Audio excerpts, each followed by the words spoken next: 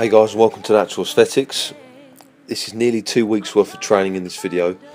A couple of days worth of training, and then I had the flu for about 4 days, didn't train. And then the latter part of the video is 2 days of training after recovering from the flu. So kickstarting things off, this is my chest and back day. Starting off with heavy dumbbells, 48 kilos a side for 3 sets of 10. I think for the first 2 sets I hit 10, then it was 9. Not too difficult with these. I will stay on this weight until I hit 3 sets of 10 and then put the weight up to 50. Then my next heavy back exercise, barbell row, bent over, relatively loose form, 145 for 10 reps. Again, 3 sets, maybe only 2 on this particular day.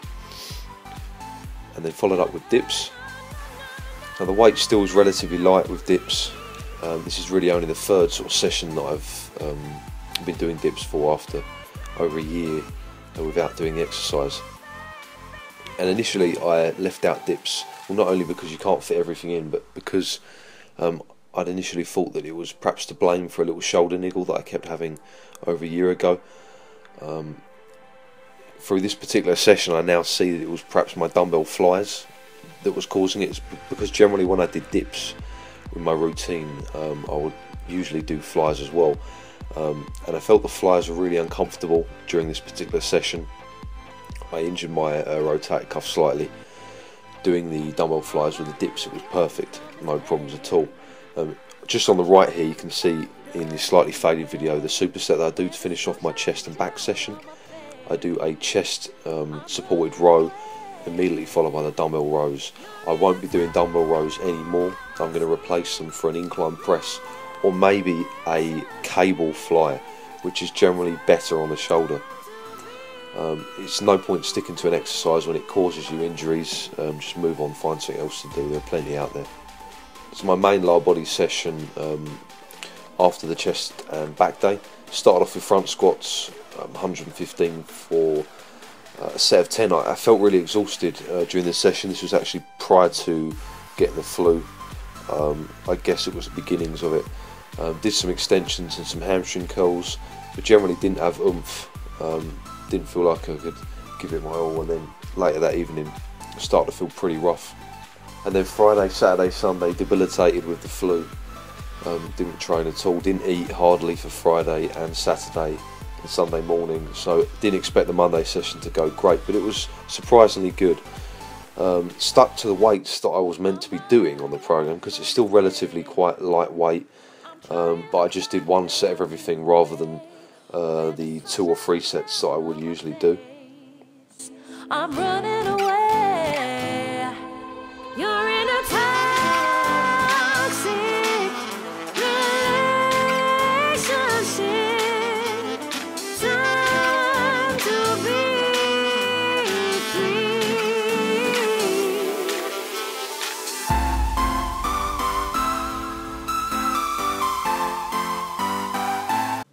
And basically, because I'd missed a few days, I'd missed my shoulders and arms day, I mixed in shoulders with chest and arms, so I did like a push day with arms, which is this.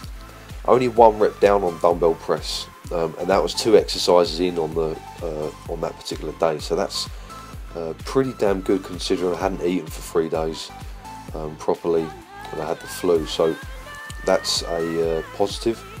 Overhead press was good as well.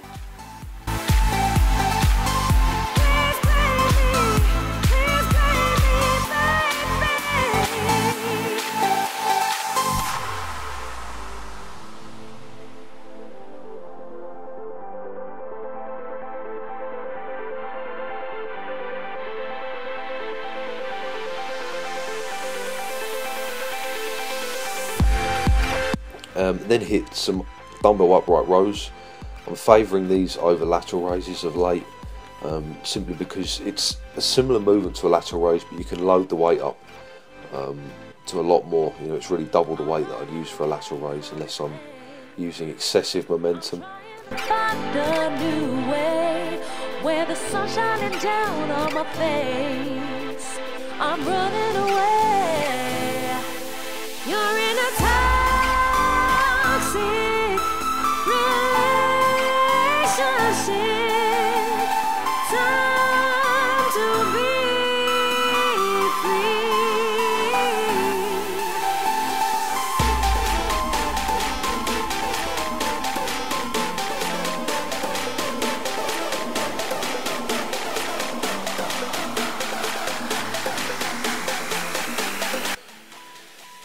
And then arm skull crushers and some heavy dumbbell curls. So instead of doing alternating arms, 1 rep at a time, I'm doing 3 and then switching arms. So I'm doing 3 rounds of 3. The weight I used during this session was 30. So overall, pretty good session, much better than I'd thought since having the flu for 3 days. The following day was my lower body day. So I combined squats and deadlift with hamstring work, calf work and back work. So don't be too rigid with your program sometimes, especially if you're ill or you miss days. Try to fit sessions in perhaps where you wouldn't usually, so that you can start fresh the next week rather than carrying them on and then you're going to be out of sync for the next few weeks. So yeah, squats and deadlift did feel sluggish. Those are the 2 main lifts that you really notice your body is generally weaker after having the flu or any kind of cold. Both lifts done without a belt, still on this program. And then I finished up with back movements, a couple of sets of dumbbell row, 20 reps at 50 kilos, and my barbell rows, 150 kilos for 9 reps. Wanted 10, but again, this was actually one exercise I did struggle on. Didn't feel that I had the strength in my lumbar core region that I usually would do, and that's definitely from lack of food, illness, and dropping about 1.5 kilos during those 3 days I didn't eat. So thanks for watching, guys. Thank you for your continued support during this year. I will be training over the Christmas break.